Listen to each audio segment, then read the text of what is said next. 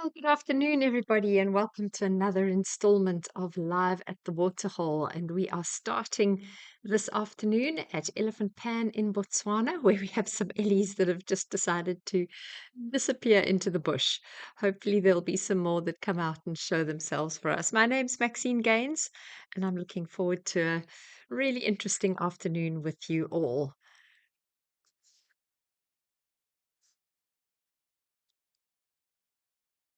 Oh, we've got a giraffe hiding himself there in the bushes.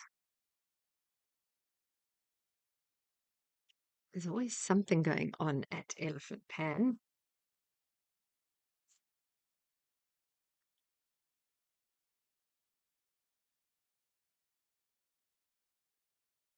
Cannot believe how thick the bush is there. I'm thinking that's all mostly Mopani bush around Elephant Pan, but it is super, super thick at this time of the year.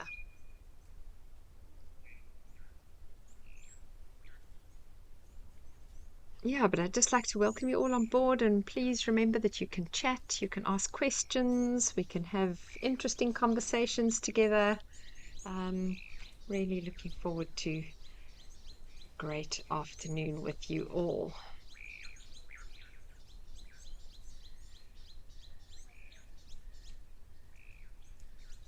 Remember that if you do want to chat, you can do that on X. You can do that on our website as well. You can do it on YouTube. So there are many options for you to chat to us.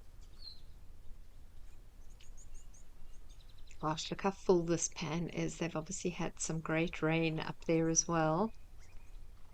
We've had some amazing rain up in northern KZN and also in various parts of Mpumalanga and Limpopo. Rainfall kind of middle to late summer has really been good. It's going to tide us over well for winter, I believe.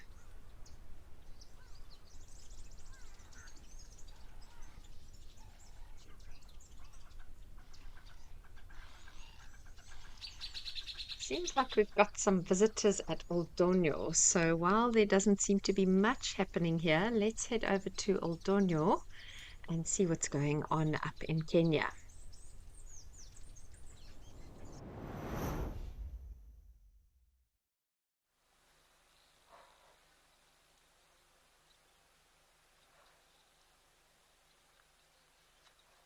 Oh, there we go.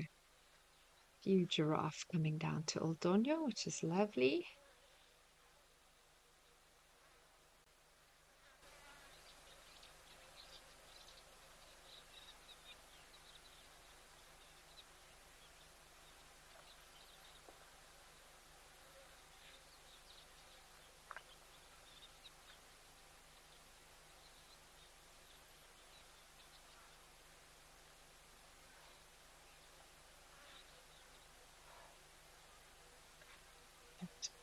That giraffe there is really beautiful. His coloring is so dark. And then his socks almost look quite white, which is unusual for them to be that light. Penelope, hi. It's great to have you on board with us. Oh, and I see you're not too far from me. I'm chatting to you all from Durban today, and you are in Salt Rock, so very close. Lovely to have you on board. Darcy Miller, great to have you on board with us, and Joan Mello, wonderful to have you all with us this afternoon.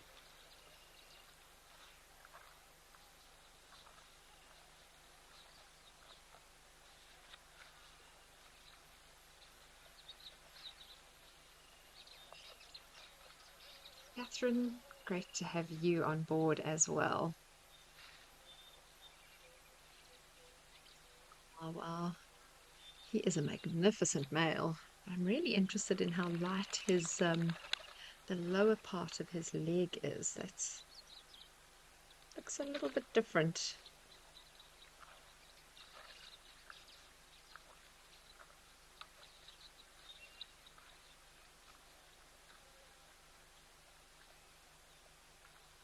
So just recently, giraffe have been reclassified. into four different, basically, species. So they used to be classified into, well, depending on which book you read, there were a number of different opinions as to whether they were. I read various 9, 10, or 11 different subspecies, but they've recently been divided into four separate species, and on top of that, seven subspecies. Um, and the one that would occur in this area, this Oldonyo area of Kenya, is called Giraffa tipples kirkii. So that is the species of giraffe. So quite a different species to what we would see down south in southern Africa.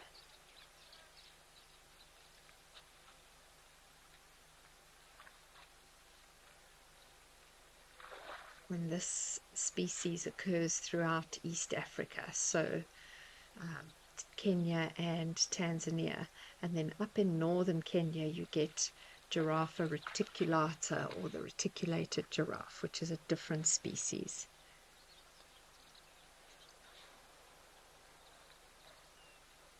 Nara, you asking, do all giraffe subspecies have similar ossicones, shapes, and sizes? Yes. So the ossicones don't really vary from one species or subspecies to another. It's more the patterning on the coat, what the actual coat looks like, that is quite variable from one species to another. This species used to be what we call the Maasai giraffe. Um, and it wasn't actually at that stage recognized as a separate species. It was just a separate subspecies of Giraffa camelopardalis, but they've now divided them into these four different species. And camelopardalis is only found right in kind of northwest Africa, in the very more the drier parts of Africa, up into the almost into the Sahara. Um, so it's quite interesting. Whereas in the past, I always called the giraffe down here in my home in South Africa. They were known as Giraffa camelopardalis, but that's all changed now. So the four species are Giraffa camelopardalis, Giraffa reticulata, Giraffa tipples kirkii, and Giraffa giraffa. And Giraffa giraffa would be the one that we see on our Duma game drives, and at various other places that Wild Earth do live drives. You would see what is now known as Giraffa giraffa.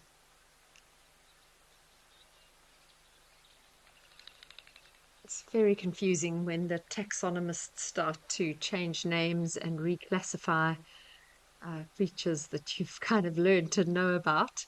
They do it all the time with flowers and with birds. Wendy H, you are saying that you are following from a sunny, windy PE. Oh gosh, I know how windy PE can be, but welcome.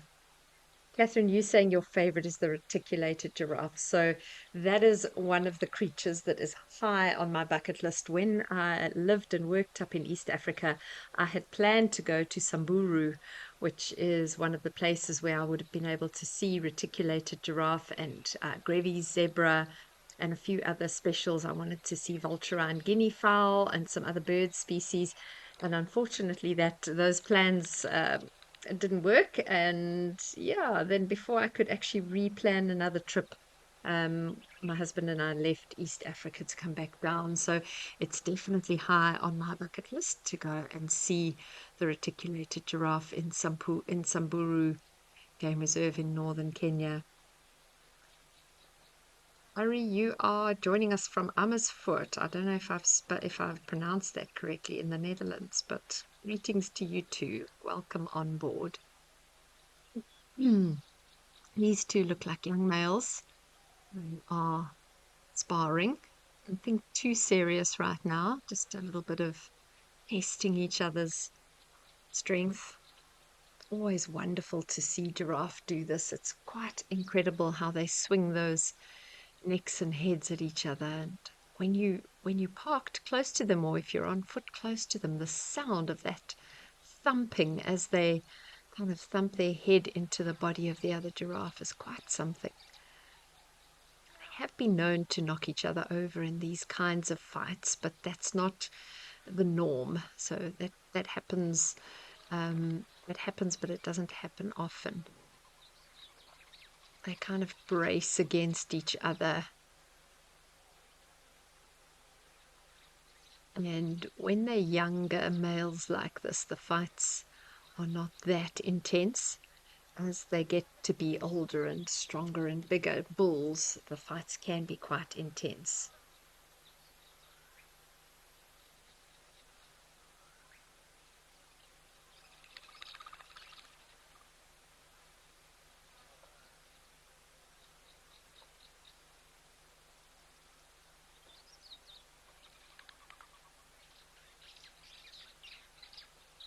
But Catherine, I agree with you. The reticulated giraffe is even though I haven't seen one in the flesh, they are absolutely exquisite looking animals. They are definitely, if I had to choose a favorite giraffe subspecies or species, it would be that one.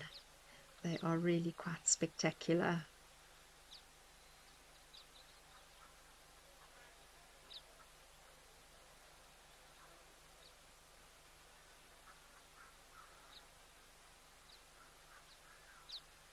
Yes, I see some of you are sending through pictures of a mother with a very dark calf from yesterday sometime. Um, yeah, you probably find that the calf was a bull, but color variation in giraffe can be quite variable, and it's not always the case that the dark ones are males and the light ones are females. Sometimes you can have a light male. And also, they do tend to get darker as they age. So, a very dark young one is quite interesting. Um, but yeah, they have a real variety of kind of coat patterns and shades. This is definitely giraffe drinking hour here. You can see the feet of all of these are quite light. There used to be a subspecies of giraffe known as the Rothschild's giraffe, and that particular species had light all the way up to kind of the knees. That was one of the distinguishing features of that particular subspecies, was that it was very light all the way up to the knees. Now, I don't know if that subspecies even exists. It seems like it's been absorbed into the greater Giraffa tipalkirkii um, group, so that the species Giraffa tipalkirkii has got two subspecies: tipalkirkii, and then thorny croftii. Um, so I think that what we used to call the Rothschild's giraffe is now lumped into that category.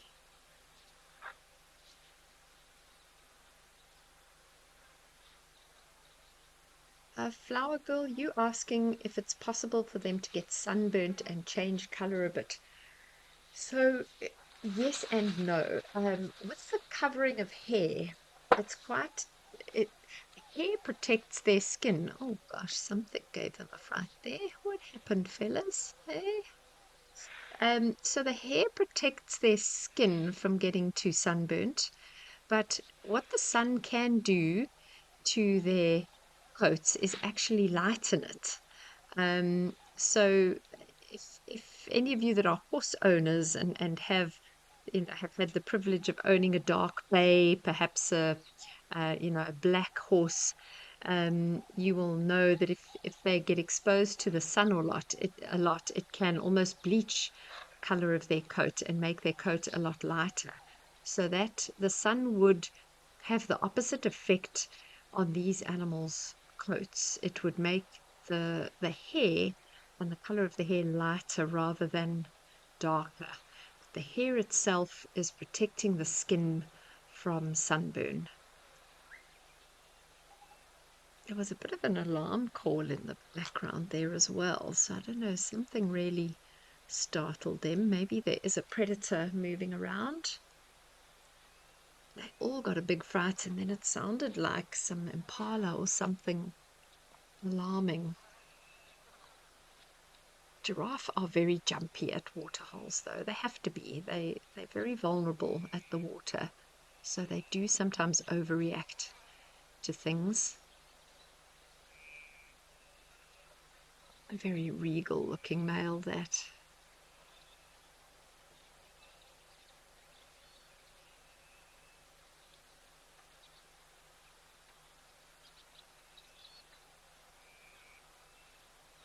Spaz, you are asking how closely related to horses are giraffes. They're not actually that closely related, although they do have kind of type of similar type of appearance. You know, if you had to look at a bunch of African animals together and you want to classify them together, I, I could understand why people would put giraffe and maybe zebra into a similar group.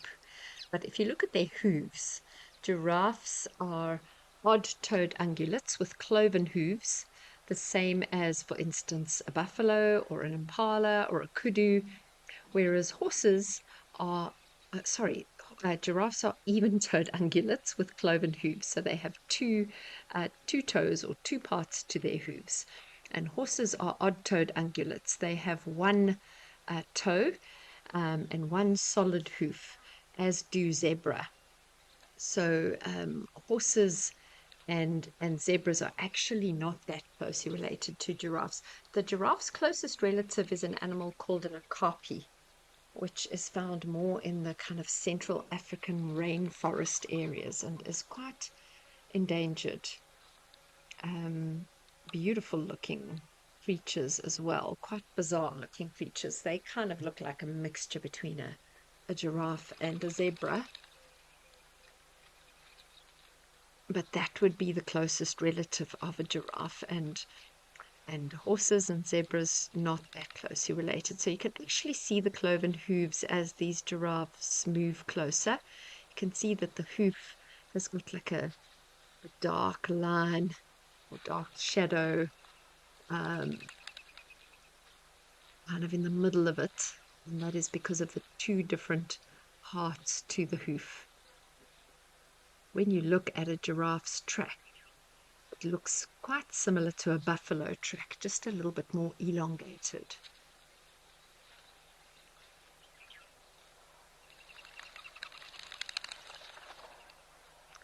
And also, another clue that they're not that closely related to horses would be the fact that they are ruminants. So they chew their cud, they have a four-chambered stomach, and they regurgitate and re-chew their food.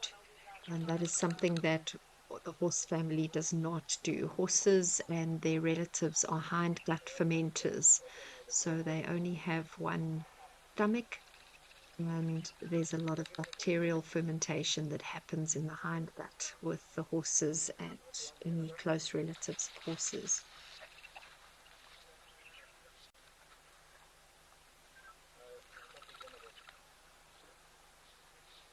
So lovely to see them.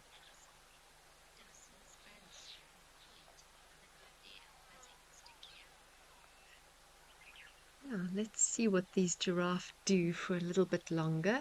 There are um, some other things happening at some of the other cameras, but I think this is lovely watching these giraffe drink. Look at this male. He's got his ossicones on his head. He's got the normal ones, and then he has some real bony protrusions on his forehead, um, which are quite prominent in this particular male. Some males, they don't get quite as prominent as that. And this is looks like a little female, hairy ossicones.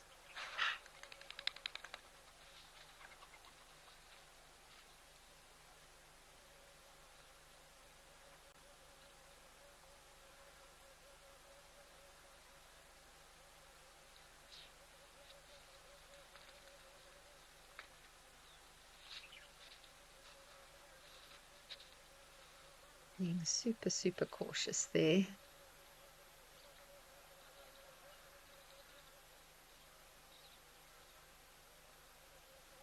can see why they have to be cautious when you see how kind of clumsily they have to go down and up, and how vulnerable they are in that position.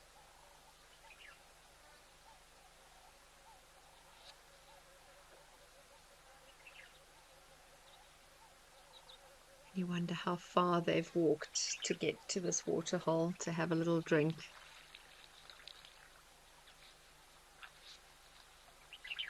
This male's coming to test the female's reproductive status.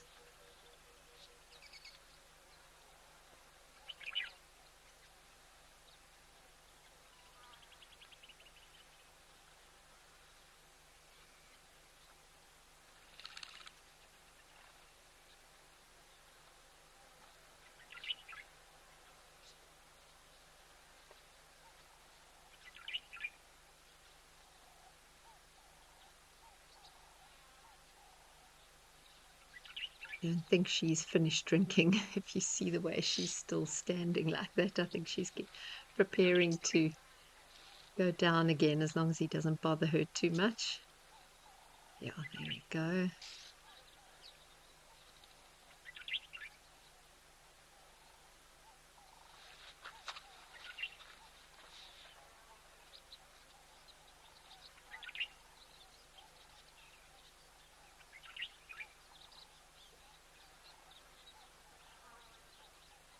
Those two youngsters are still busy sparring with each other.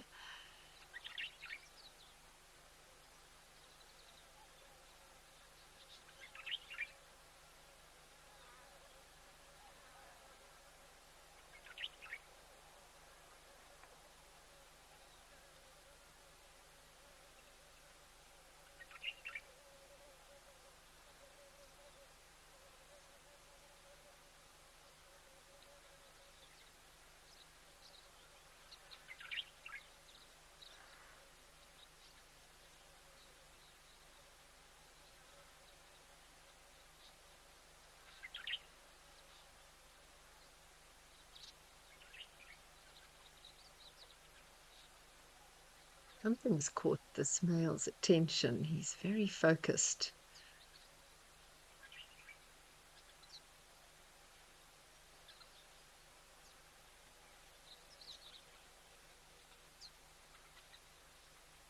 Could just be another giraffe approaching. They will sometimes stare at giraffes that are approaching from the distance.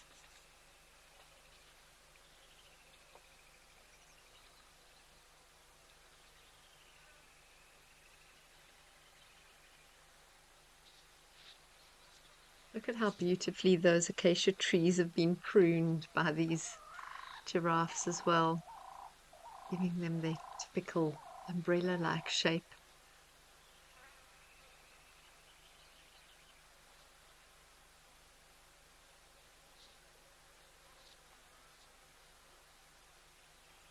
The colouring on that giraffe in the middle is really beautiful. He's got almost chocolatey coloured legs with a very pale socks, and then just quite a dark male. He really is very, very pretty.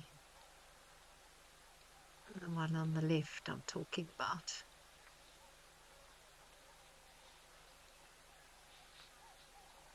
Seems to be quite a young male, so he's probably going to go darker as he ages, but he really is a very pretty looking boy.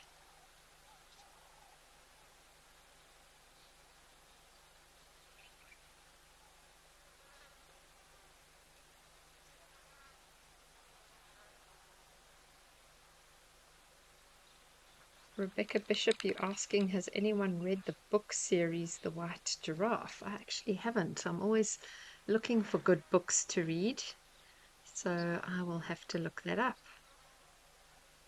I love books on Africa. I'm actually reading it's actually a very old book by Lawrence van der Post, who's a famous South African author who lived around the turn of the century, kind of the early 1900s. And I'm reading a book by him called A Story Like the Wind.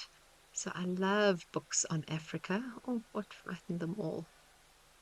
What happened, everyone? They've been a bit jumpy, almost as if there's something around, a predator or something has got them quite nervous. They're staring at the camera though. Not sure why they're so nervous. But yes, I will look up that a white giraffe. That looks like um, something that I really would enjoy. I read a lot of Afrikaner.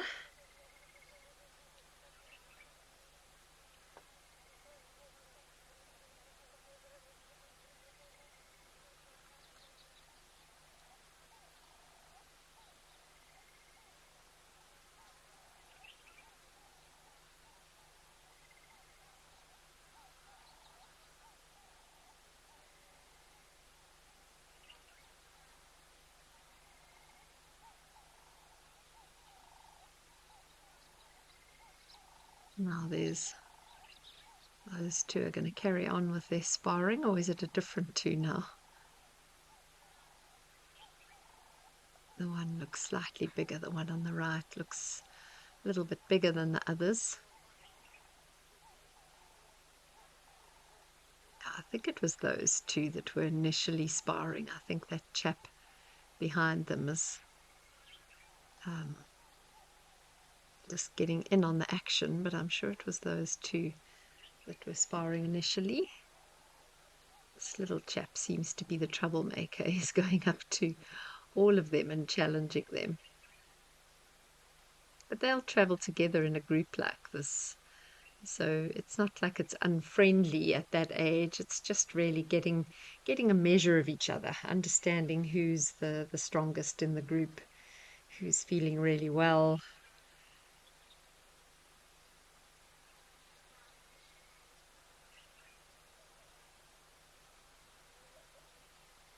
It is just such a typical African scene, that umbrella shaped acacia tree. I know we're not supposed to call them acacias anymore. Australia stole our name. You can hear I'm quite bitter about that. So we're supposed to call them vacelias, but I just refuse. They are acacias in my mind. So beautifully pruned acacia tree with the pruners standing in the foreground. Just a real typical African scene. Just beautiful. What have you all seen, boys? Hey, you're staring at something there.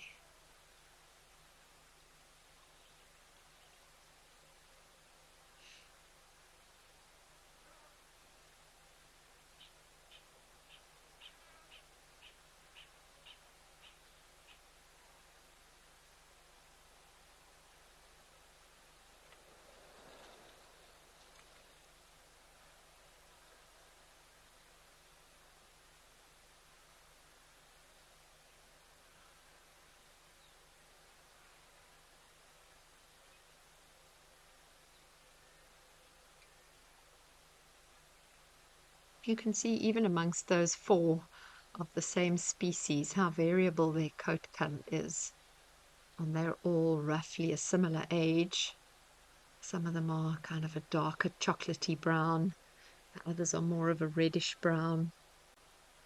And then obviously the patterning on their coats, very much like a leopard. It's individual. Each giraffe has its own individual patterns. So you can identify them as individuals based on their coat patterns.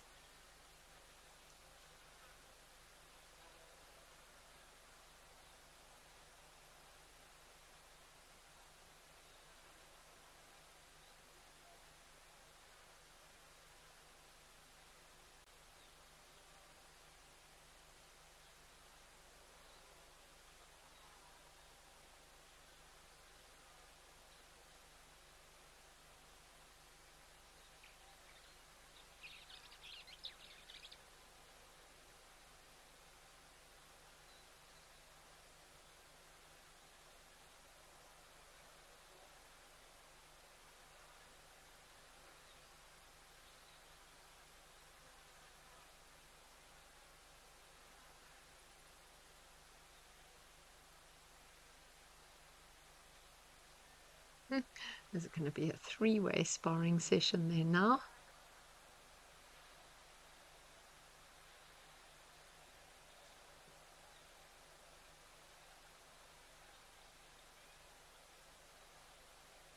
Looks like some of them may not have had a chance to drink yet.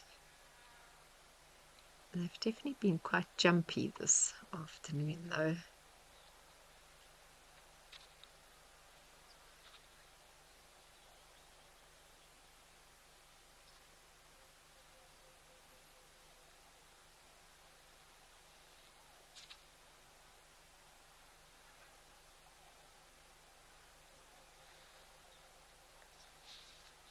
You can see nicely there on his hooves that black, kind of black line. It looks like it's a black painted line in the middle of the hoof.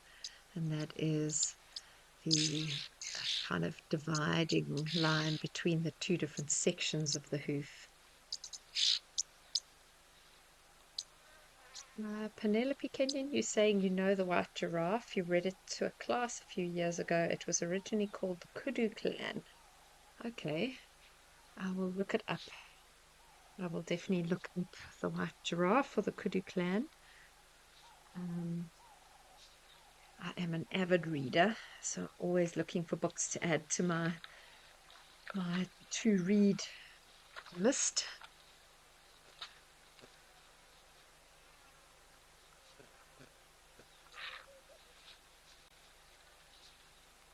I have to add it to my Goodreads want to read list, otherwise my brain forgets. So I will put that onto my Goodreads list.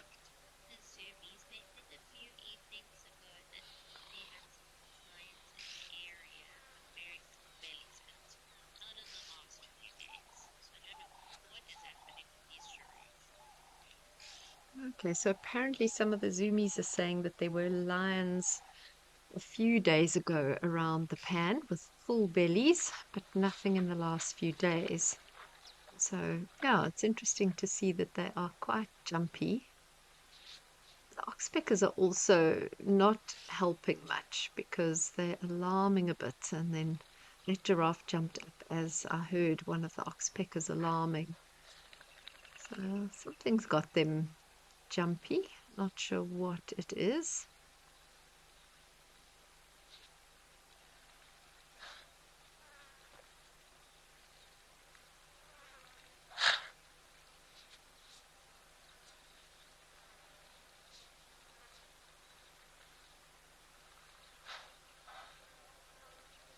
Oh, a little flip of, is it the oxpeckers? I think it is. Some of the oxpeckers having a little bath as their giraffes move to drink.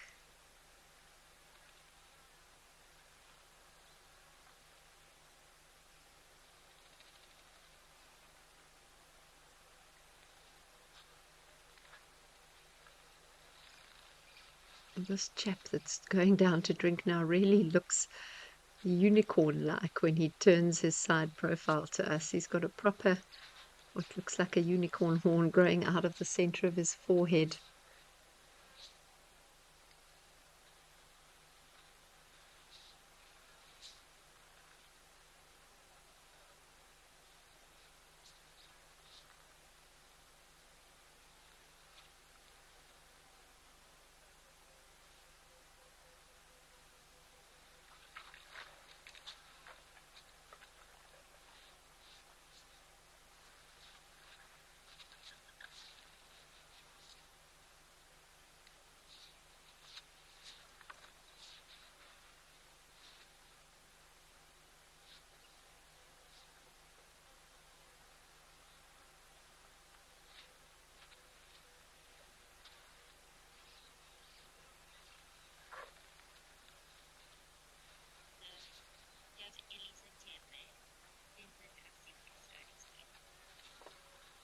Okay, well, it seems like we've got some elephants at Tembe. So let's head over to Tembe and see what the Ellies are up to. We can always come back to Old Donyo a little bit later.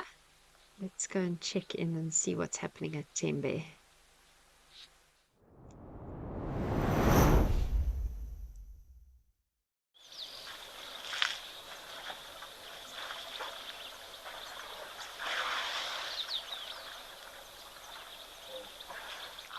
little bit of an Ellie mud bath by the looks of things. This particular part of KZN has had the most incredible rainfall. I think it was about 3 weeks ago. They had over 200 mils of rain fall within one night or within 24 hours, which is just a ridiculous amount of rainfall for this area. So everything, all the pans must be full. You probably find that there'll be less of the antelope coming down to the waterhole now because they can get water as they're moving around in the bush. I was just up a couple of days ago, actually, in northern KwaZulu-Natal, very close to Tembe. We went up as a family and spent some time at a reserve there called Munyawana, and the everywhere there was water. The roads were actually in some places just flowing rivers. Every little pan, every little mud wallow was full of water. The frogs were calling. It was quite phenomenal to see. The seep lines were flowing, the grasslands were flooded. It's really quite special to see the bush after such good rainfall. And these rainfall seasons don't, seasons like this don't happen every year. Um, Not that long ago, KwaZulu-Natal was in a really terrible drought. So lovely to see this time of plenty with all the water.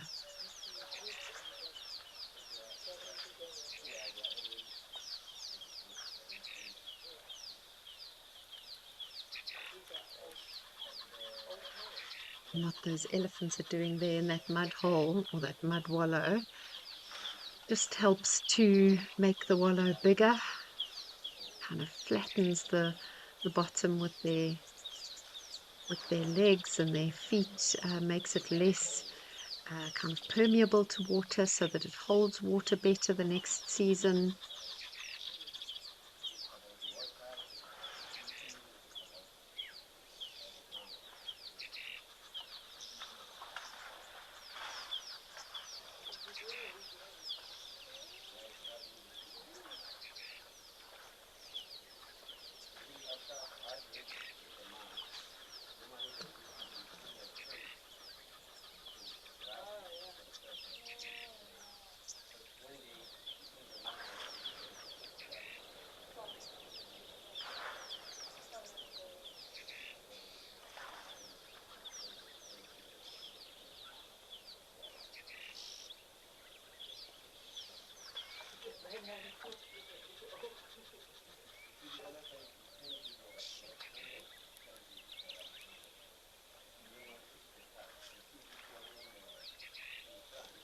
You can see that elephant there feasting on the grass. We are pretty soon, as the grass starts to dry out, their diet will change again. At this time of the year, it is predominantly grass. There's just so much lovely, lush green grass.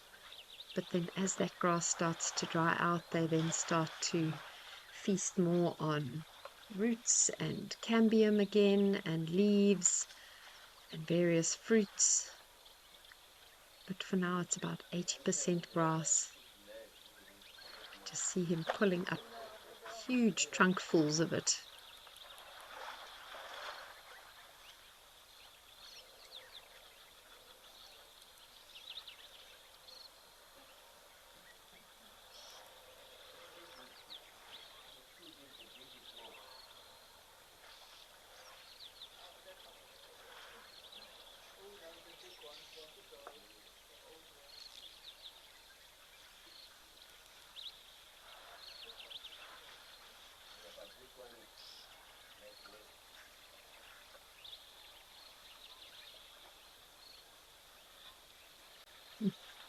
We have sparring giraffes at El Doño, and we've got a couple of sparring elephant bulls here.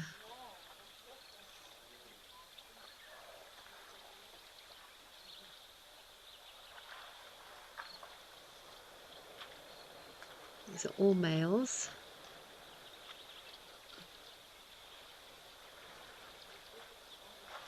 There definitely seems to be some kind of a dominance hierarchy amongst them. That chap's just moved off the other one.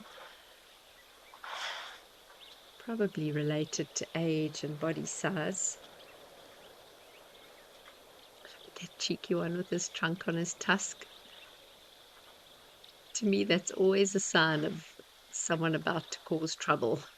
When an Ellie rests his trunk on his tusk like that, he's normally in the mood for a little bit of trouble.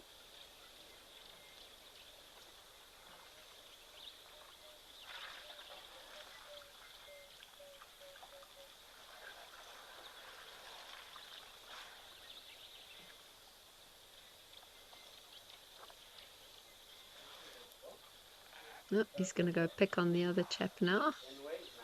The chap who's minding his own business and feeding on grass.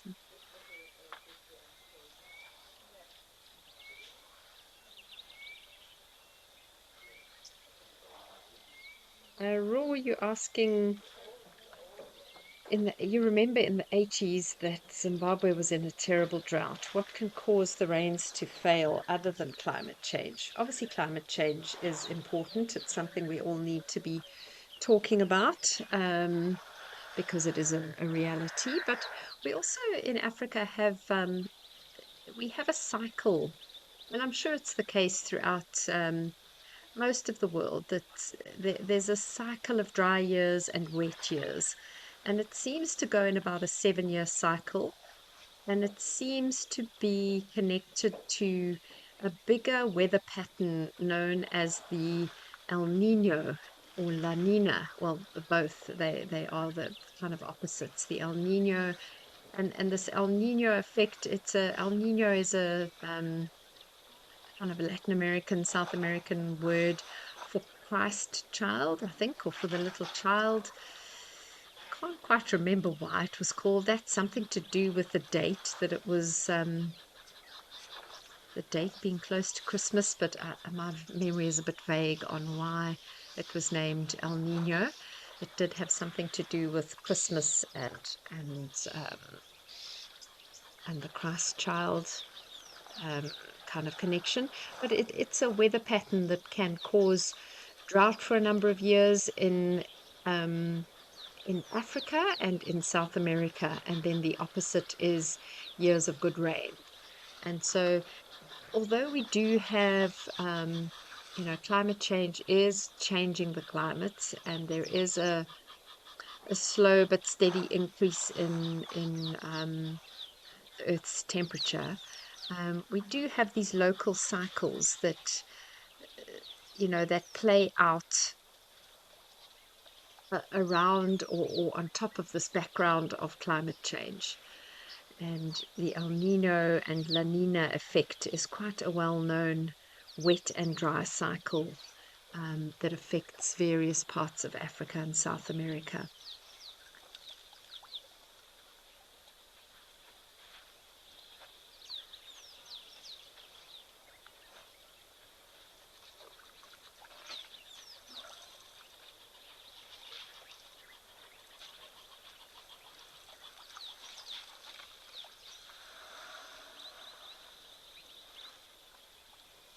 So yes, at the moment it seems like this part of Africa is in a bit of a wet cycle. We've had a number of years of, well, not a number, but a few years of really good rainy seasons, good flooding even in the rainy season.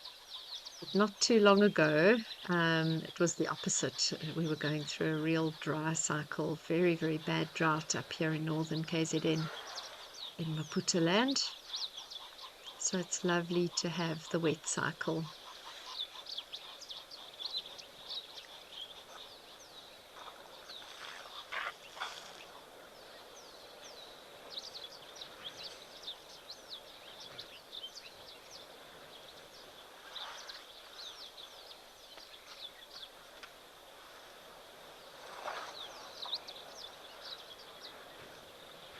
This chap is being a real troublemaker.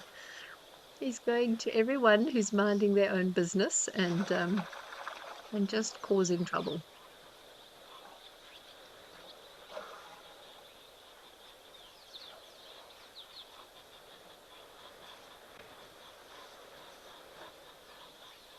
Look how he touched him in his mouth there. It's so interesting to see Ellies do that. It's definitely a form of communication. You'll often see them. The White Bone by Barbara Gowdy. Sad but amazing book. I'm definitely going to be taking notes of all of these books. Thank you, Nikki, for that.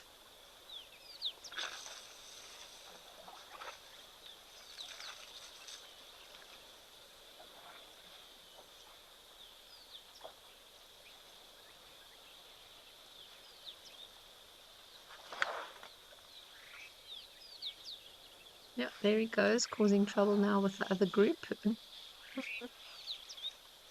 He's being a real pest to the rest of the elephants this afternoon. He definitely seems to be the biggest animal in the group, so he doesn't really need to cause trouble. He is clearly larger than them all, but he's obviously just stamping his dominance on this little group of bulls.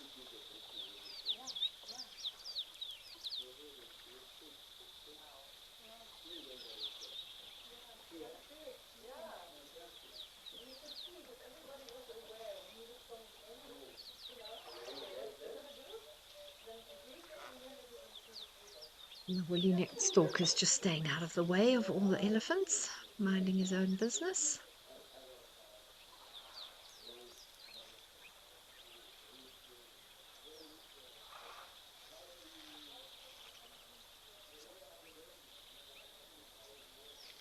Zenbe, you're asking, does the movement of an elephant's tail signify its mood? I've ever seen, other than one exception, when an elephant is startled and they kind of running away, they will sometimes stick their tails out almost kind of parallel to the ground. Um, so if you watch an elephant that's running, it's very apparent in the smaller ones where the tails aren't quite as long. I think it's just easier for them to hold their tails up at that angle. Um, so I have seen small elephants that are either scared or startled. When they run, they kind of stick their tails out at an angle, not quite like a warthog does. A warthog sticks his tail right up in the air. It's more, they just kind of raise their tail slightly.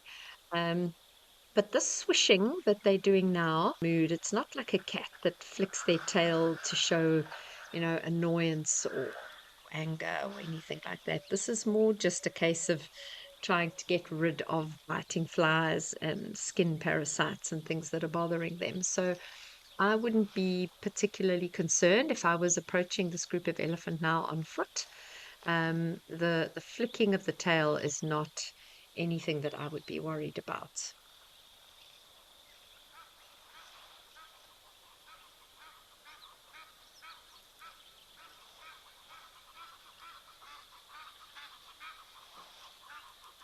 PB and Jam, you are saying that the Arctics have the ability to show climate change in detail, and you suspect that in hot southern climates like South Africa, the microclimates are highly affected as well. Yes, you tend to find, the desert areas where animals are living in the extremes and are really struggling to cope with that kind of extreme environment.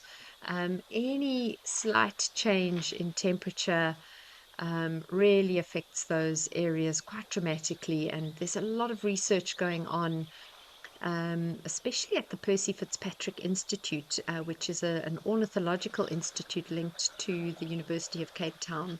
There's a lot of research going on climate change and how it's affecting birds in our deserts. In our South Africa has kind of semi-desert, moving into kind of true desert into the west as you go into Namibia, and those areas, those very hot, dry areas, are certainly affected by climate change, and obviously the creatures that have evolved to live in these harsh climates where the slightest change in temperature or in moisture availability really um, could cause, dramatic effects for these creatures, local extinctions.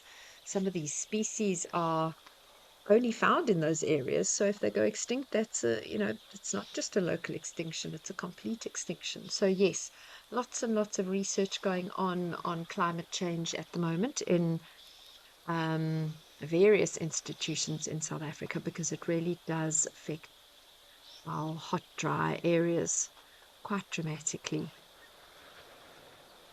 I think we ignore it at our peril.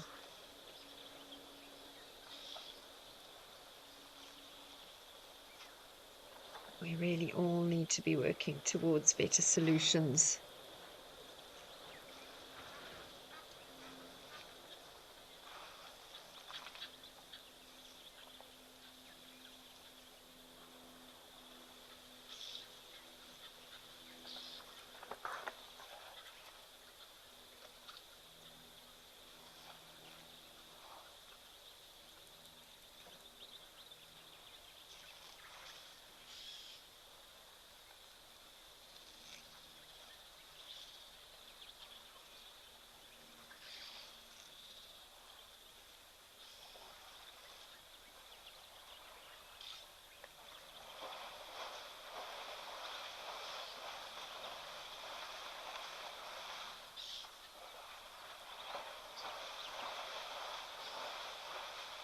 Sure, something splashing around in the waterhole there.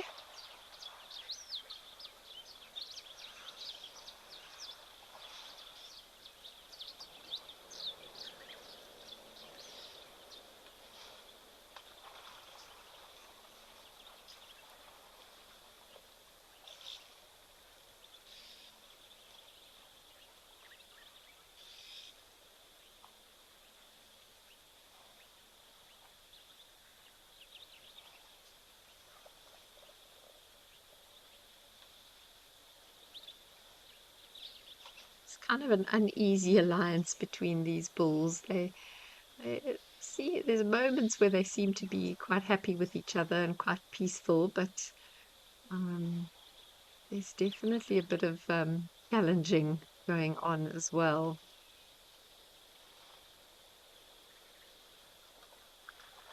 Groups of bulls like this are not unusual to find.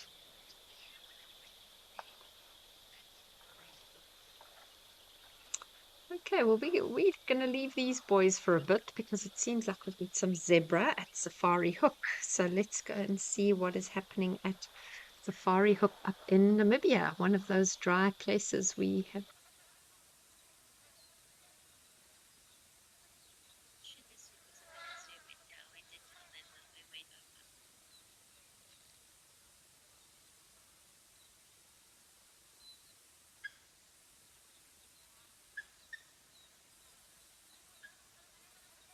Look at the reflection in the water there of the clouds in the sky. It's like a mirror, like glass. It really is.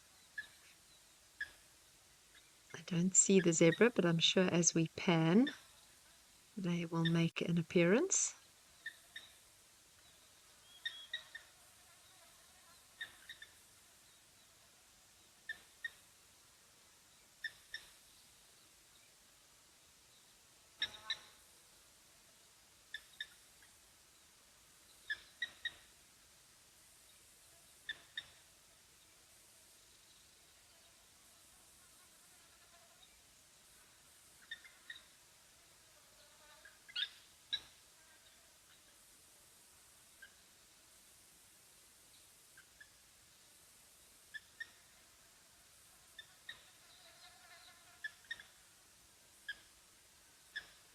I'm wondering if maybe this camera has frozen.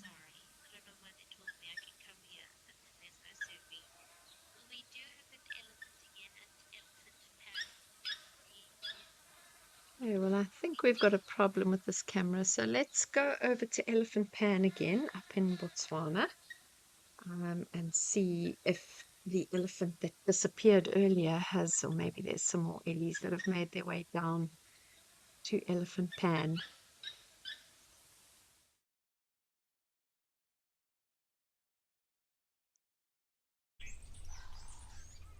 Ah, there we go.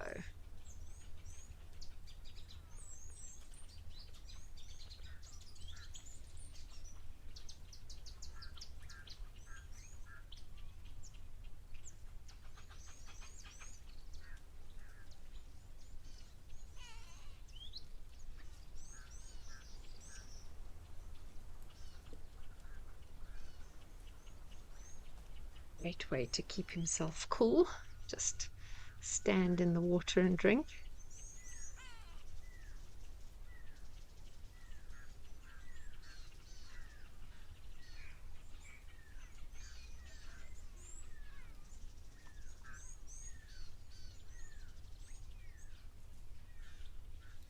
He doesn't seem to be flicking his tail around quite as much, so possibly not being aggravated by biting flies like the Ellies were at Tembe.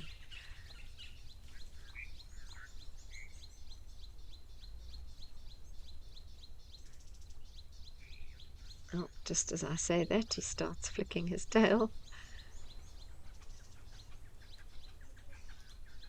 And what is he dropping out of his? It's almost like he's picking up mud. That is so interesting. I was wondering what he was doing with his trunk, and then I just thought it was an unusual way of drinking, but it almost to me looks like he is eating mud that he is dislodging from below the surface of the water. And then there were a bunch of kind of clods of mud that fell down. So that is really amazing. It's not it's not unheard of for animals to eat soil and mud. If they have certain mineral deficiencies, they will do that.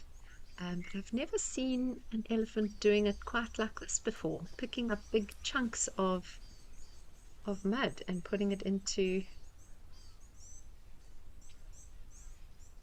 his mouth. That was fascinating.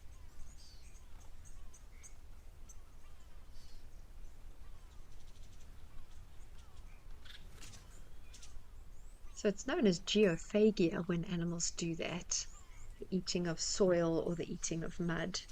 And it's generally to do with getting certain minerals and nutrients that they possibly can't get from their diet. And I have seen lots of species do that, lick at the soil, pick up pieces of soil and chew on it. But I've never seen an elephant doing this before. Now that was more drinking. He did typical, you know, lowered his trunk in, and then kind of the way he emptied the water into his mouth by raising his head up and squirting the water in. But what he did before was definitely more unusual. And then there were big floods of mud falling down. See if he does it again. That was really fascinating. See how he's kind of reaching around in the water with his trunk, the bottom. I don't think he's picked up anything there now.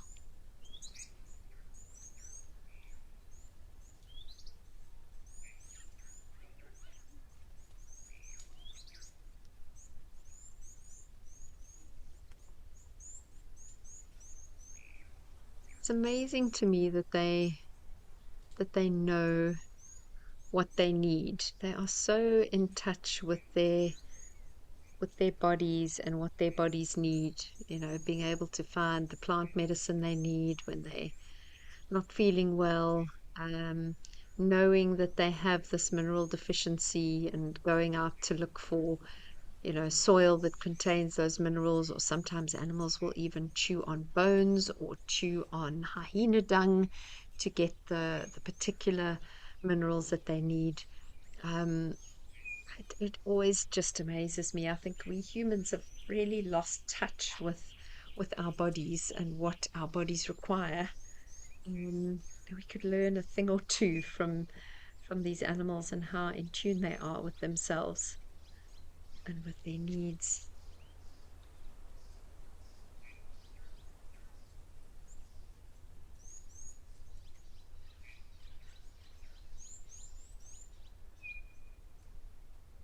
There he looks like he's chewing again. He's put something in his mouth and he's chewing it.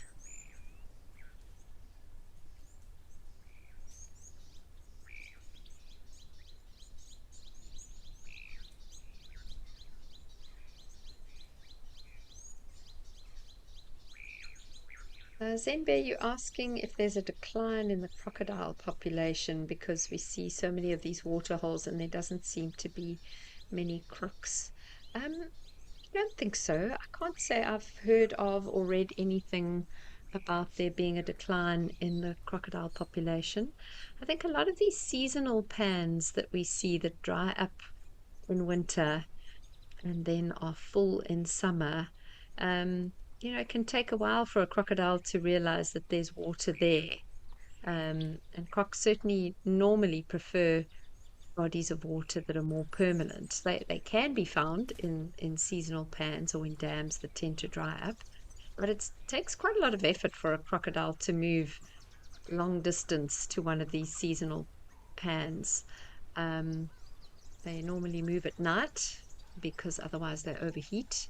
And then if it's really far, they've got to find a safe place or a shady place that they can spend the day hiding, waiting for the next night to keep moving. So in places where the water is seasonal, you can expect to find less crocodiles than, say, if you had cameras along the banks of the Zambezi or along the Sand River. I'm sure, it's quite normal to see crocodiles quite regularly at the Shalati camera, which is on the river, um, the Shalati Bridge camera. But also when the water levels are really high, uh, the places where the crocodiles normally would crawl out and maybe sunbathe on the side of the water would be flooded. So they would have to go and find new spots to sunbathe. So it can be a combination of those reasons that we're not seeing as many crocs as you would think. Penelope, you asking if the ellie could be eating fruit or seed pods in the mud. I suppose it's possible. I don't see any kind of overhanging trees there, though, that would be depositing fruit and seed pods that far into the water. And when I did see him, those pieces that dropped earlier, which is what drew my attention to it, looked like just big clods of mud. The trees that are around there look like mopani trees to me. So I don't think that there's a lot of fruit or seed pods. And they all look quite low. I don't think there's overhanging branches where he is. I mean, it's not impossible that it could be something that's lying on the bottom of the water, but I'm more convinced that it is just pieces of mud that he's eating. I suppose if he needs something that is in the soil, it makes more sense to chew on the soft mud than picking up bits of dry soil that can grind his teeth down a bit more. Remember that ellies only have 6 sets of teeth throughout their lives, so they've got to try and conserve those teeth. So it's probably better for him to find soft chunks of mud to eat than kind of granular soil. Probably easier to kind of swallow and digest as well if it's accompanied by lots of water than if he's just trying to take dry soil.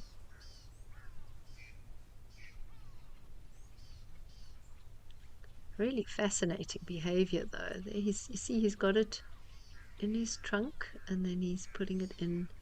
I mean, it's possible there could be roots as well, but it just seems strange to me that there would be roots in this flooded kind of waterhole area. And what I saw initially did look like clods of soil.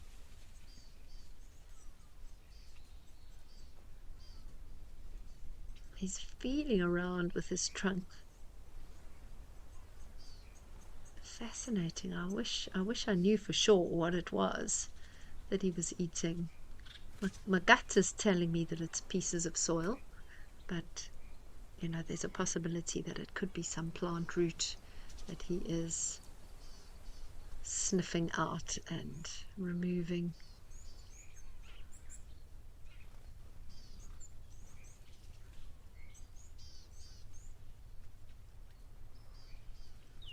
cooling himself down now with that water.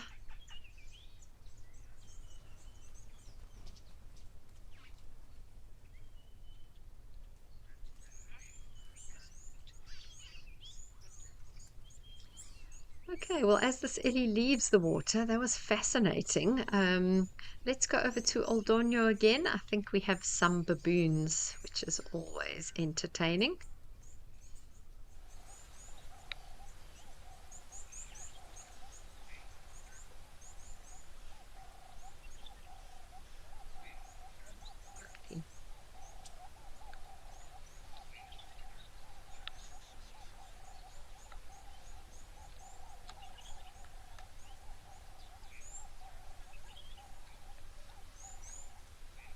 We had baboons yesterday, but I think that was at Lentor.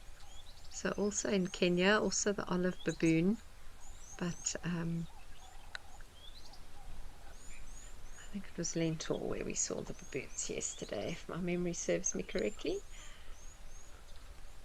Zenbe, you're asking, can the eggs survive in dried out areas? I'm not sure what eggs you are referring to, whether it's eggs of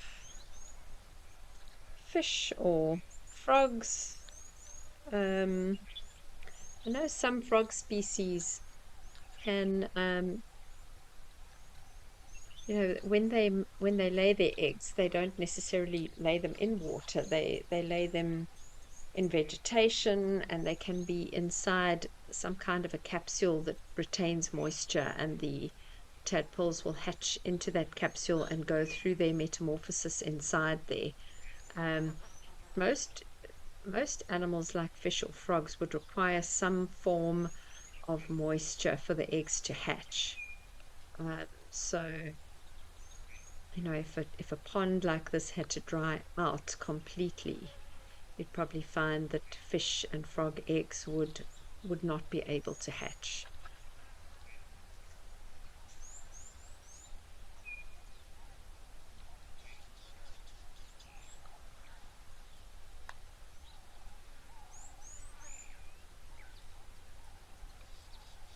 Yeah, it's lovely, Spas, to see the baboons here.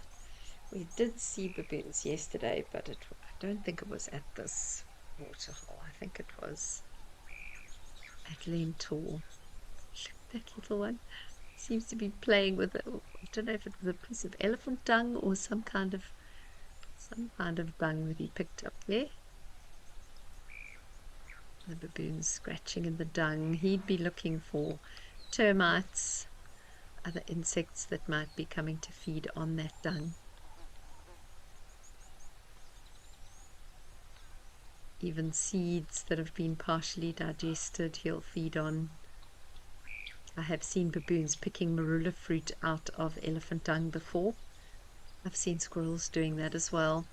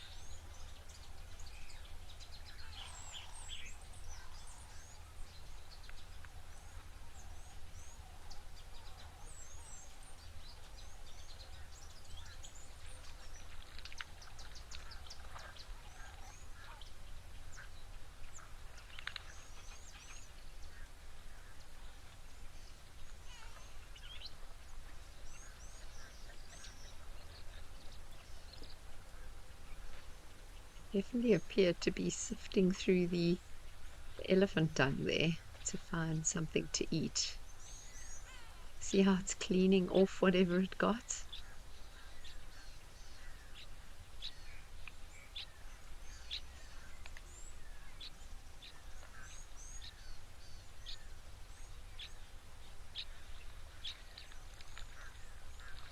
whatever it has there, it's struggling to open it. Trying to crack something open with its teeth.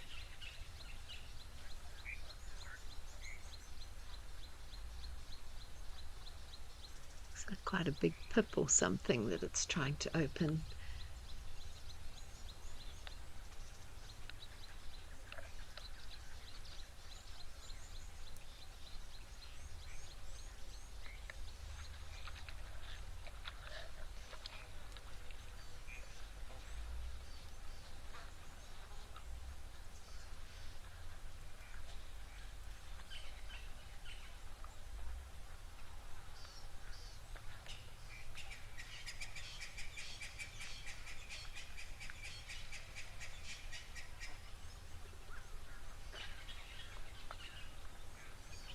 Really getting some great views of that baboon's teeth there.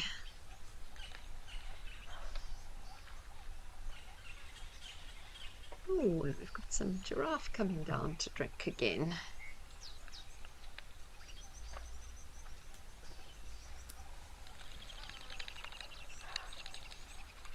That looks like to the right in the distance some impala as well.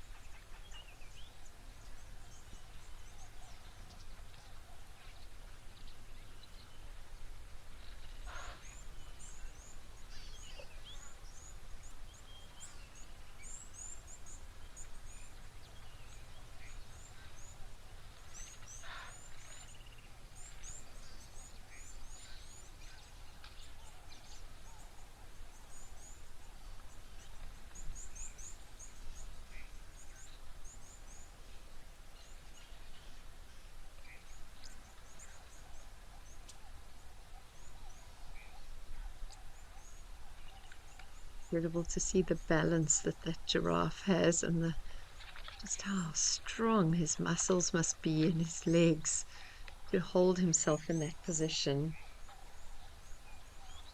Zenbe, you're saying you'd hate to be a baboon dentist. Yeah, no, I'm not sure I'd want to stick my fingers in that mouth either. Those are some pretty vicious looking teeth. A big male baboon's canines are actually longer than a large male lion's canines. So yeah, definitely don't want to get your hand caught in that mouth. That's for sure.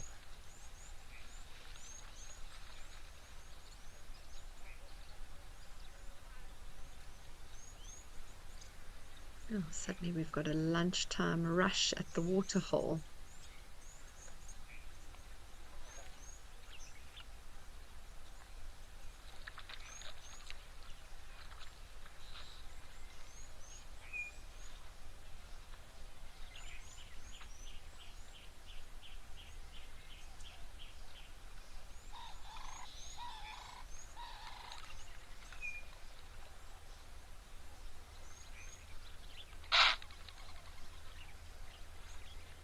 Zenbe, you're saying considering the size of the body, a giraffe's legs look rather spindly and the bones must be incredibly strong.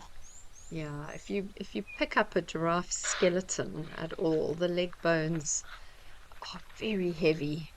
I think those bones are super, super dense. And giraffes, you'll often find giraffes, just going back to the theme of, you know, getting certain minerals that they require for their bodies.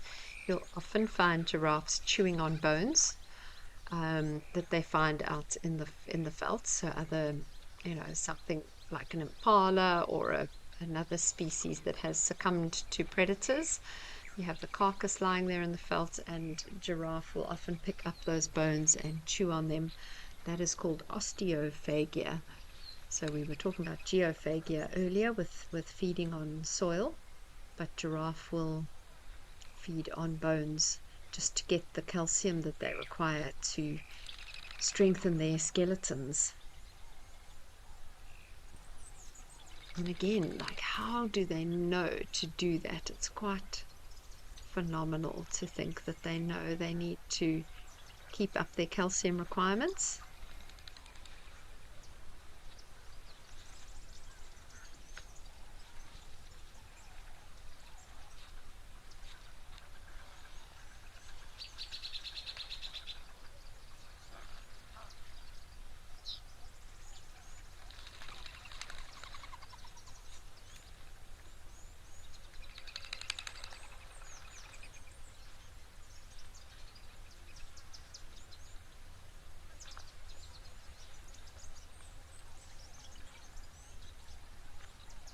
Becca, you saying the giraffes get airdropped from 10 feet when they are born. They must have strong bones to survive that. Yeah, it is quite something to watch a baby giraffe being born.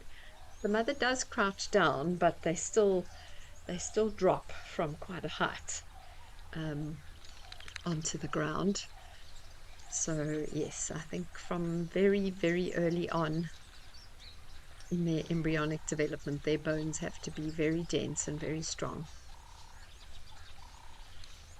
And then they've obviously got to keep that up, make sure as they go through their lives that they constantly replenishing that calcium.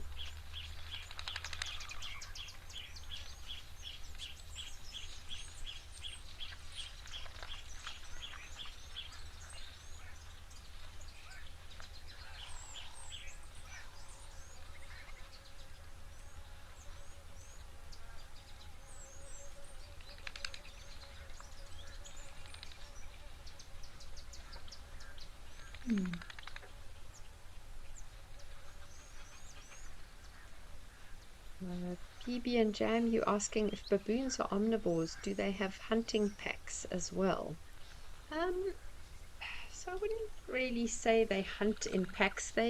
Baboons, typically what they will do is at the start of a day, they would have been, resting up in a tree or on a cliff face or somewhere safe. And then as the day arrives and things get light enough, they will move off as a troop. They'll spread out and they will start foraging. And they're foraging, they're really looking for anything that they might be able to eat. And that might be, turning over rocks and looking for lizards and scorpions and arthropods and things under the rocks. That would mean, looking for fruit or seeds that they could eat. And occasionally, during those foraging forays, whatever you want to call them, they might come across something like, a little baby impala that's been hidden away by mum, or a baby bushbuck or an inyala, and those kind of vulnerable small antelope species, or even something like a baby scrub hare. Those would then fall prey to the baboons. But it's not like they form these packs that then go out and hunt the way we would think a pack of wild dogs or lions would hunt. It's more just as they move through their habitat, whatever they happen to find. And that includes things like nestlings and eggs. They have a very wide variety of food that they will eat. But from what I've seen, there's no kind of coordinated uh, hunting as a pack. It's more just a case of whatever they're lucky enough to come across or disturb as they're foraging around. If they're big enough to overpower it, then they will eat it. Vervet monkeys do something very similar. We all kind of think of vervet monkeys as being fruit and seed eaters mostly, but they also take little birds, either ground nesting or birds in trees. If they can get to the nests, they will raid them. They will eat eggs and they will eat little nestlings. The birds in my garden hate it when the troop of vervet monkeys moves through. they band together and kind of mob them and alarm at them.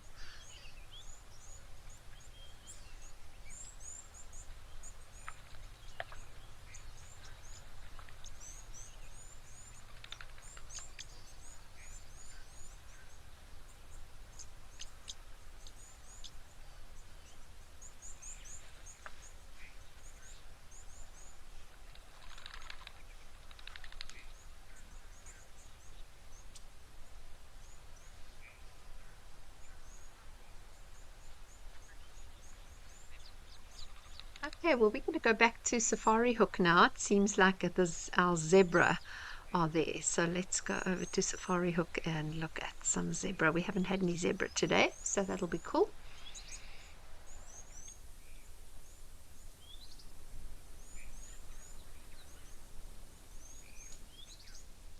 Oh, there we go.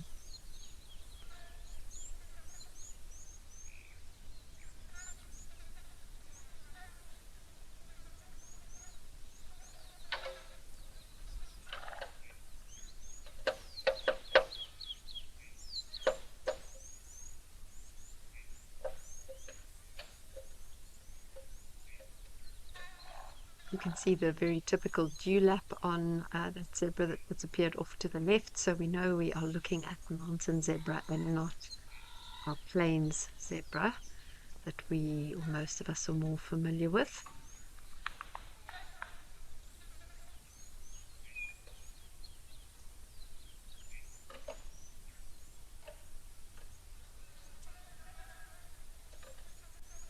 And there's a couple of little springbuck moving around in the ground there as well.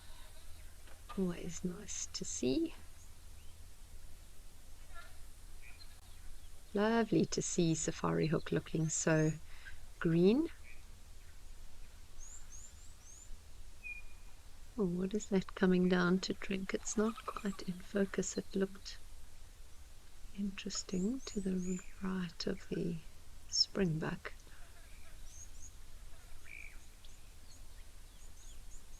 There's a wildebeest amongst the zebra.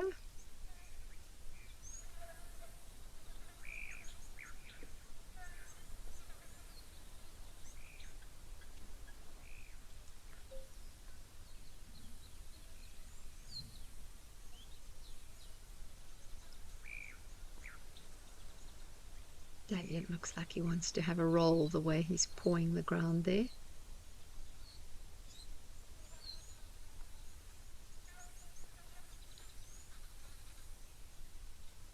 Is that a stallion or is it a mare? I think it might actually be a mare.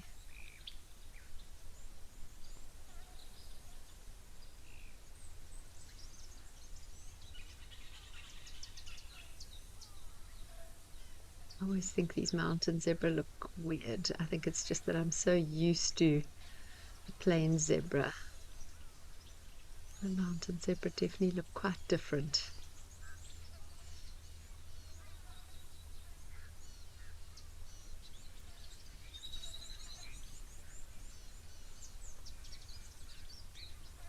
Dark Man Lover, you're asking what area has the highest population of giraffes? Gosh, I actually don't know.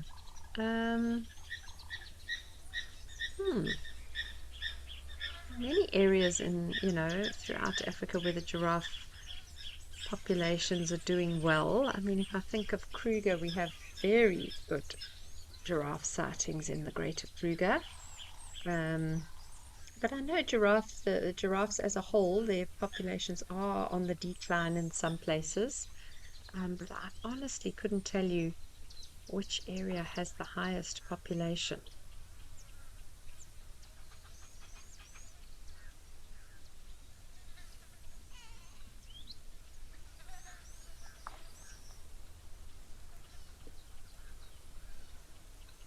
Zenbe, you saying tough nut zebras, they've got to be to deal with some of the predators that they have to deal with. Oh yes, they are an ideal size for a pride of lions to hunt And so that kick has to be really, really powerful.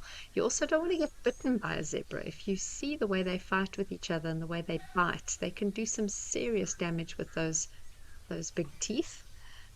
So between their bite and their kick, you definitely wouldn't want to be on the receiving end of either of those from a zebra. I have witnessed a lioness that had her jaw broken by a zebra during a hunt, and she did not make it. She didn't die immediately, but obviously with a broken jaw, she couldn't feed, and quite a kind of a slow, agonizing death for her, which was really not nice to witness. Um, Zenbei, you're saying that to you, zebra stripes are pretty much the same, but you're wondering if they're unique to the individual. They are. Just like human footprints, every zebra has got its own unique stripe pattern. And actually, female zebras, when they are giving birth, will separate themselves a little bit from the herd. And when they've given birth to their foal, they try and place themselves between their foal and the herd, to allow the foal to learn the mum's stripe pattern. So then the foal will be able to recognize the mother in a group of zebras. So zebras certainly each have unique stripe patterns, and they can be identified by their striping pattern, just like we can identify leopards by their spots, just like our fingerprints. It kind of works the same. No two are alike. And these zebras, you can see, have very white bellies. That is also another distinguishing feature of this particular type of zebra, the mountain zebra. The striping doesn't go around onto the belly.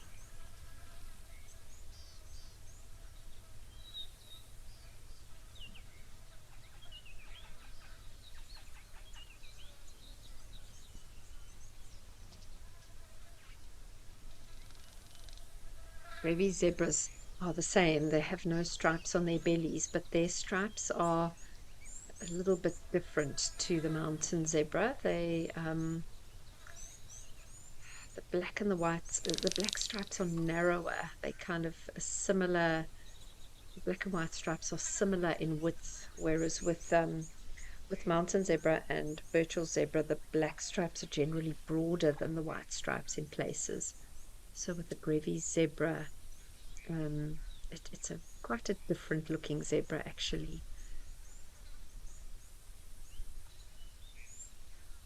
But yes, the dewlap and the bare white belly is a very good indicator that we are looking at a mountain zebra here. You get two different species or subspecies of mountain zebra. You get the Cape mountain zebra and the Hartmann's mountain zebra.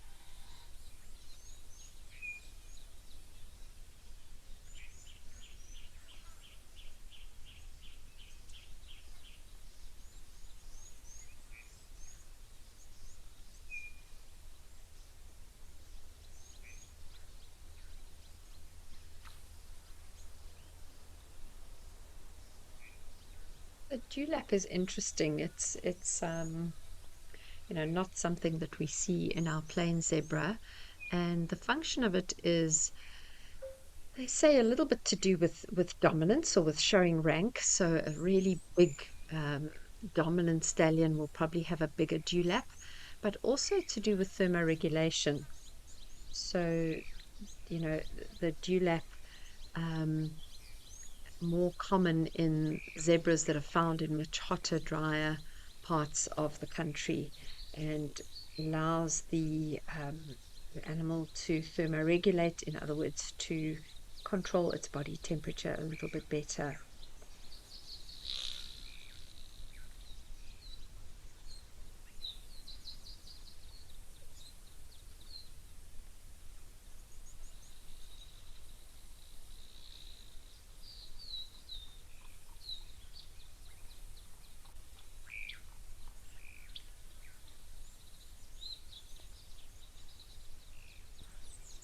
Deb, you're asking, am I excited about the new ventures and seeing new animal friends with the move? Definitely, Deb. I, I'm really sad about some of the characters that it's going to be harder to follow. Although I've only been kind of guiding for Wild Earth for the last year, on and off, but I have been following Wild Earth as an avid fan for many, many years. And Sabi Sands was home to me for a very long time as a young guide as well. So really sad that that it's going to be harder to follow Tlilamba and Chipondo and Ribbon and June and all of our beautiful personalities that we've got to know. But I am really excited about the new properties and about getting to know the new animals there, and starting to tell new stories and bring new characters to the fore. So it's lots of mixed feelings, lots of mixed feelings. My last sighting of Tlilamba was really very emotional. I got a huge lump in my throat. I had tears in my eyes. It was watching her. I had her crossing into Torchwood, had the most beautiful sighting of her. Um, and then she crossed into Torchwood, and I realized that that was goodbye. I was probably not going to see her again. So, yeah, very, very mixed, as I'm sure it is for all of the Wild Earth guides. Very mixed feelings. We all have developed very emotional attachments to a lot of the animal characters that we've gotten to know, and that's going to be hard, but very, very excited to be exploring new places and starting to tell new stories as well.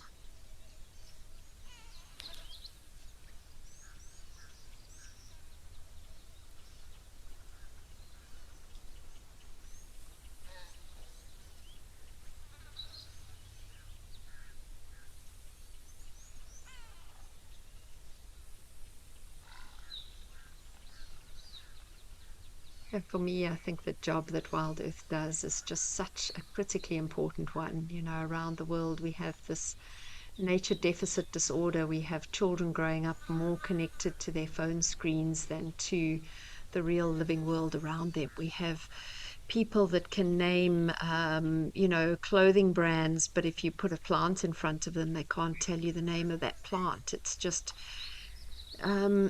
concerning. And I think the more that we can connect people to nature, and get people interested in in our wild places and in trying to conserve them.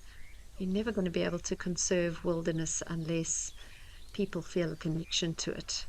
And so I really believe that what we do is important. And I think no matter where we are, the stories that we tell and the characters that we start to get to know and that we start to get to love, and just spreading that as far as possible around the world, is a very, very important thing. So I am really proud of what we do as a company. I'm proud of our ability to connect all of you to nature, and maybe just spark a little bit of interest in someone that happens to turn on the TV and flick through the channels, and there we are. And maybe that becomes a bigger interest. I think it's just so, so important. So I'm very happy that we do have a new home to go to, and that we are going to be continuing to tell these important stories of these incredible species that we get to view.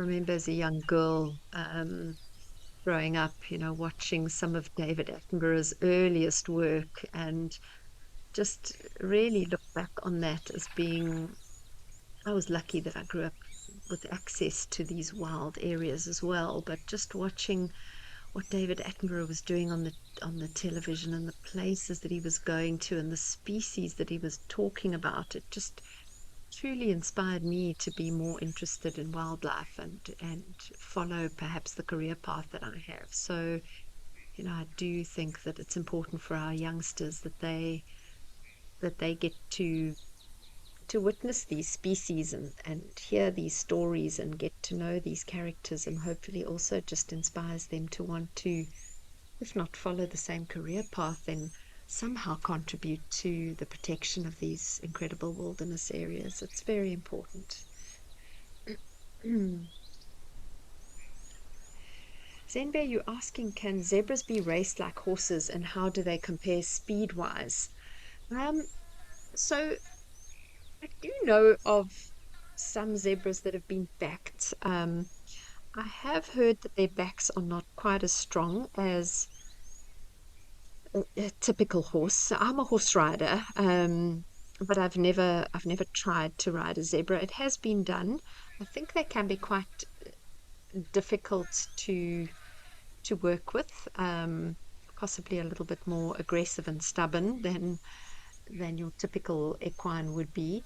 As far as speed, I think if you look at their body, they are very fast. But if you had to look at the build and the body structure of a zebra and compare it to an equivalent in the horse, more compare it to, let's say, uh, certain breeds of horses, don't think that they would be able to compete with your typical thoroughbred that's designed and been bred to be a racehorse. They don't have the long legs.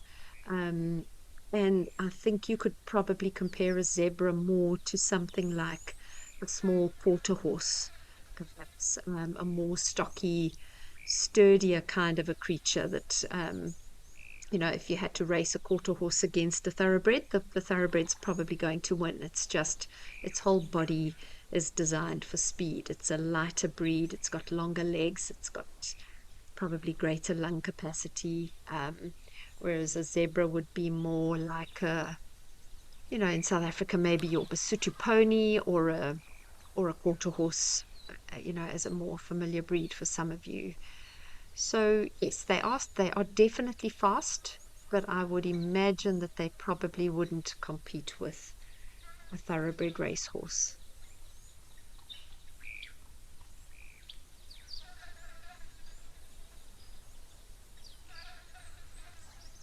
Darkman Lover, you're saying you're also ready for the new locations, but still sad about Tlalamba and Shipondo. Yes, I completely agree. I think it's so mixed, mixed, mixed emotions, definitely for so many of us, for most of us that have been, following Wild Earth for years and years and know the history of Tlalamba, going back to Tundi and going back to Karula and Safari. And there's just huge history there that is going to be um, quite difficult for us not to have access to anymore.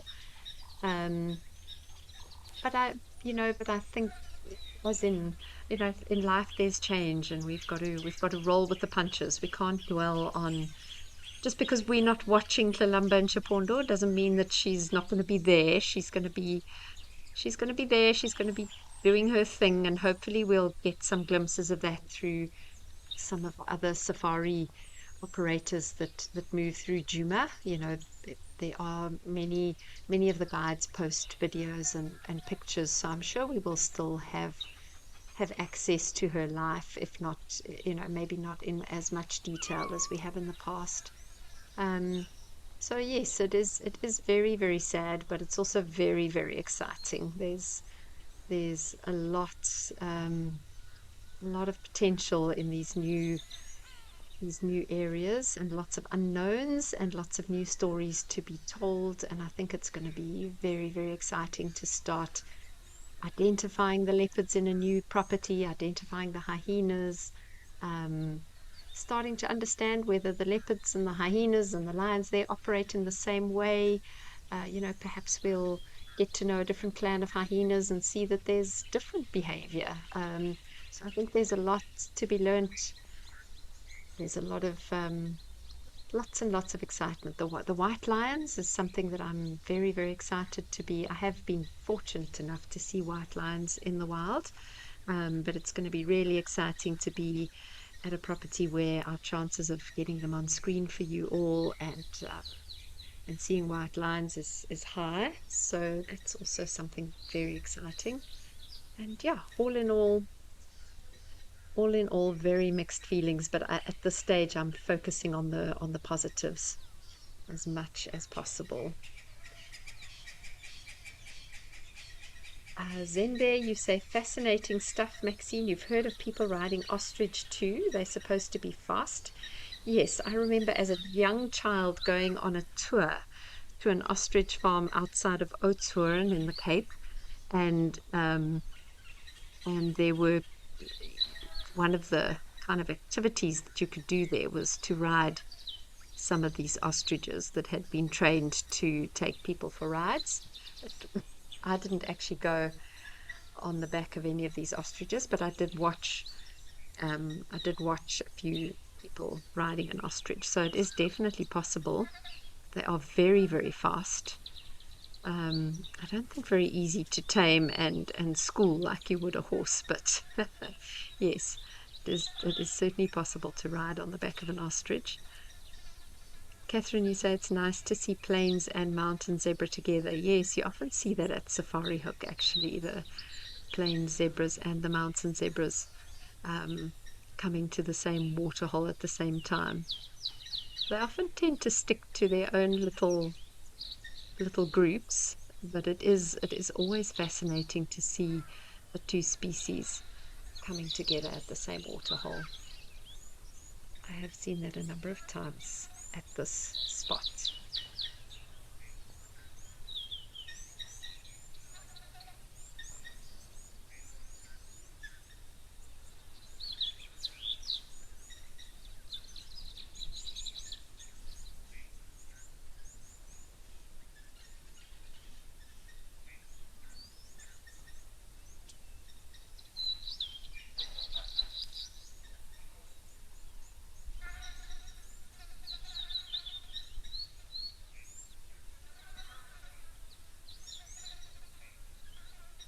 Looks like the zebra is, I don't know if he's also wanting to bite off pieces of that termite mound to feed on. We've had some interesting osteophagia and geophagia.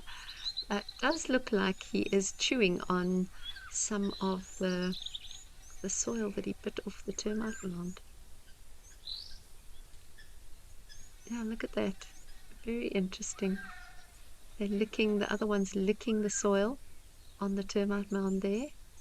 So you might find that there are certain nutrients that get leached out of the topsoil when it rains, and the termites have this ability to bring soil up from the depths and deposit it onto the top. And so there might be nutrients that they are finding in that soil on the termite mound that they perhaps wouldn't get by just licking up soil anywhere. But it just shows, I mean, we've had a few instances of it now today. It just shows how important soil is in the diets of these animals.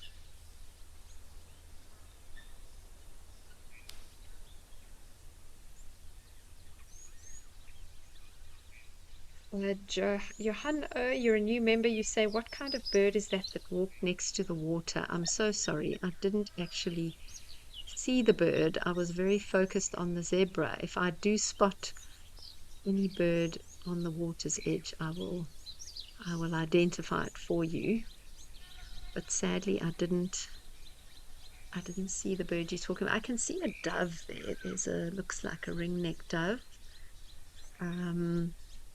Standing on Is that a ringneck dove standing on the rock, or is that my imagination? Is it just another rock? I can't see any obvious birds walking on the water's edge at the moment, though. There is a waterbuck in the distance there, just kind of behind the bush to the right, that's behind the termite mound to the right. You just see its very prominent ring on its bottom.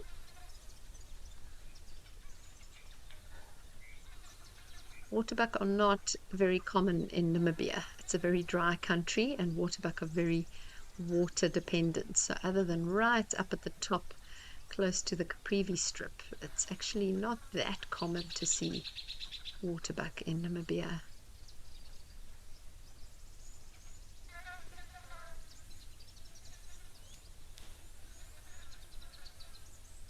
You can see on the termite mound quite clearly where the termites have deposited some new soil, those darker brown patches compared to the rest of the termite mound, which is a much lighter brown. I wonder if that's what the zebra is feeding on. Those termites are going to have to do a bit of a repair job after the zebra has munched away some of their home.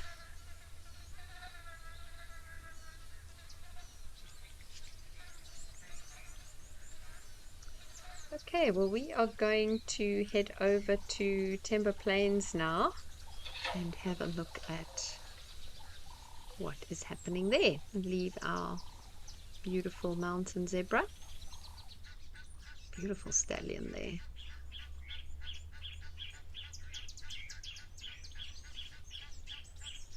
Oh, we've got some hippos out the water. That's lovely. So we've gone from the west of southern Africa to kind of more a country on the interior. It's a landlocked country north of South Africa.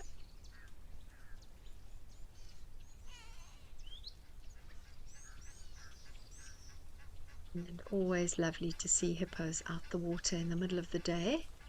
I'm wondering if it's raining there. Difficult to say with this camera shot, but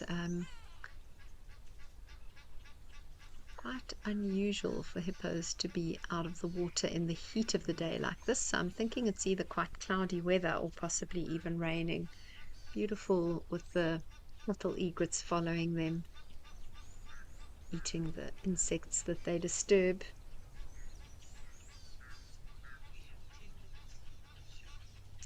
Zenbe, you are saying you are a bit surprised that you never seem to see the occasional snake slither into view.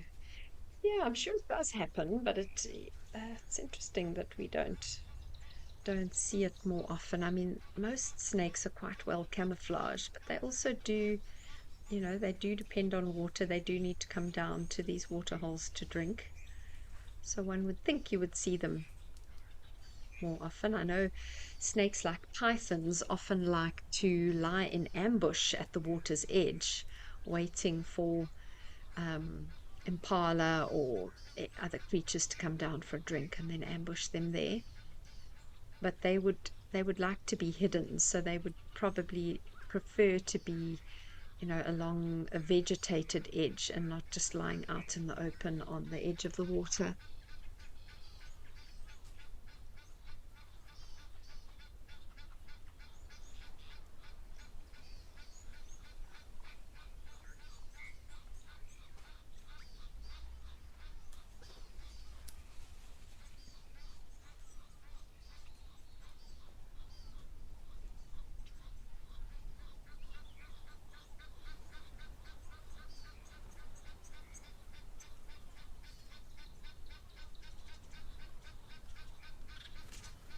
So Tembo Plains is quite close to the Zambezi River. This camp is right up in the north of Zimbabwe, very close to the border with Zambia, and very, very close to the Zambezi River. So I'm assuming that that is the Zambezi River that we are looking at there. It's actually the first time I've looked at this particular Africam camera. It's a beautiful, beautiful view from here. And I would imagine that what we are looking at there is the Zambezi River, which is just the most magical river. One of my favorite places to go to in Africa. I just love anywhere along the Zambezi. It is very special.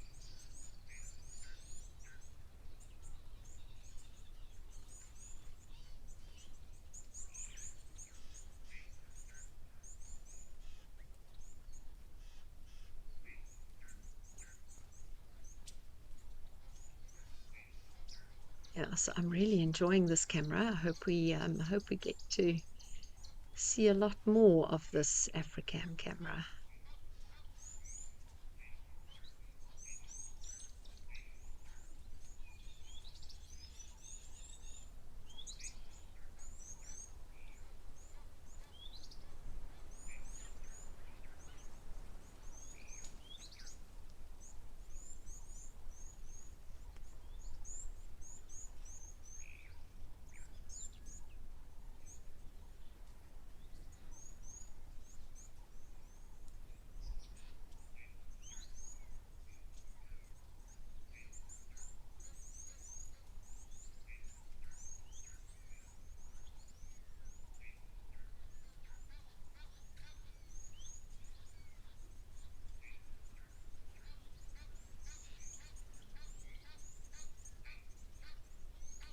Little impala photobombing there.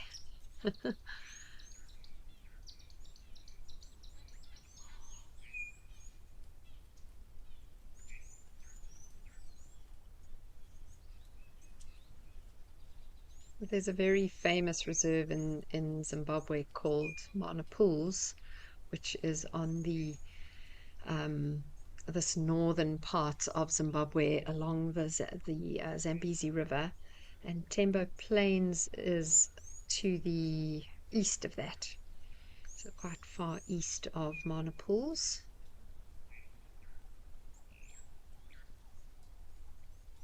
But what a magnificent view from this camera. I'm really loving it.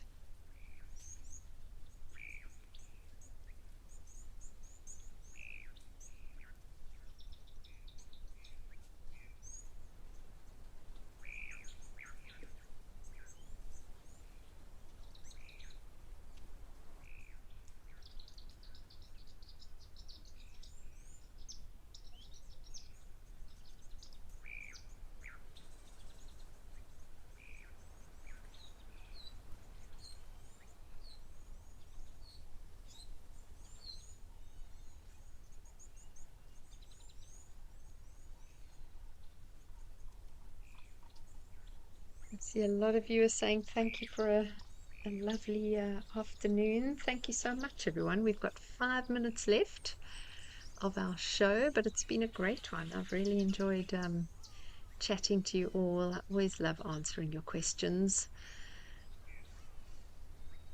and just generally sharing with you all. Very special to be able to do this on a daily basis.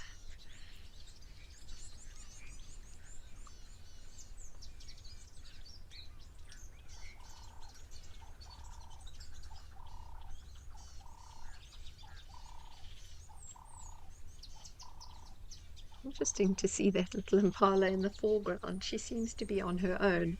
I'm sure she's not. I'm sure the rest of the herd must be around.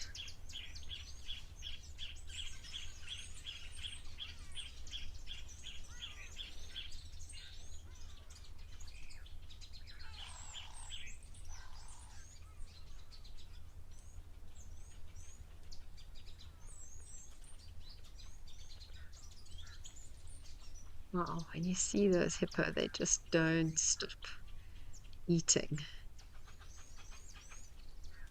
The grass is lush at the moment. They don't have to move too far from water to feed nicely, which is great for them. In the middle of winter, they have to wander huge distances to find food. But right now, the time of plenty, lots and lots of food right next to the waterhole.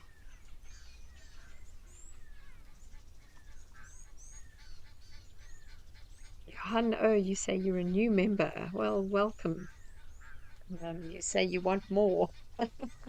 Well, please join us tomorrow for another exciting episode of Live at the Waterhole, Johan. Johan O.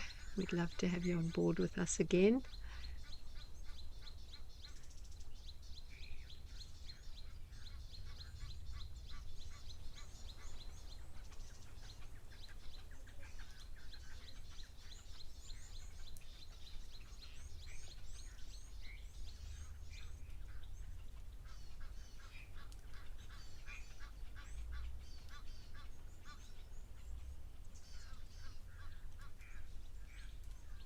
Davis, you're asking, are the white birds egrets? Yes, they are cattle egrets, and this is very um, typical behavior of cattle egrets. A lot of egrets are waterbound, meaning they tend to spend most of their time right on the edge of the water, catching fish and other little water creatures.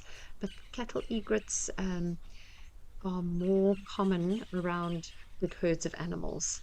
So they'll follow buffalo herds, they'll follow elephants, they'll follow rhinos, and they basically feed on the insects that these big animals disturb as they move through the grass. So they've kind of lost their connection to the water, or they don't need that connection to the water because they get their food by a symbiotic relationship with these animals.